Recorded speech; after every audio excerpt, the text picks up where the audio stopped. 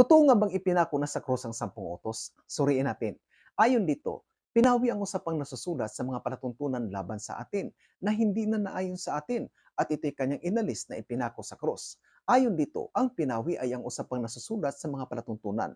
Ito ay napawalang bisa mula nang si Jesus ay naipako sa krus. Bakit ito napawalang bisa? Dahil sapat na ang kanyang dugo para sa ikakalinis ng ating mga kasalanan.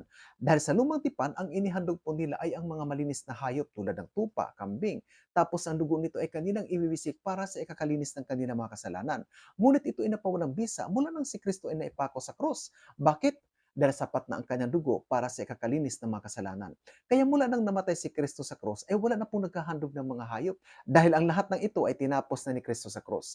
Kaya ang palatuntunan tinutukoy dito na pinawi sa krus ay ang palatuntunan ng paghahandog ng mga hayop para sa ikakalinis ng kanilang mga kasalanan at hindi ang 10 utos. Sa madaling salita, ang 10 utos ay nagpatuloy. Kaya sa Lucas 23:56 ay naisulat po na pagkatapos na ipako si Kristo sa krus, ang kanyang mga tagasunod ay patuloy na nangili ng sabas bilang pagsunod sa 10 utos. Kaya malinaw po na ang 10 utos ay nagpatuloy at hindi ito nawala. At ito rin ang ginawang palatandaan ni Kristo na kung siya ay ating iniibig, tuparin natin ang kanyang mga utos. Kaya kung mahal mo si Kristo, patunayan mo tol, tuparin mo ang kanyang mga utos.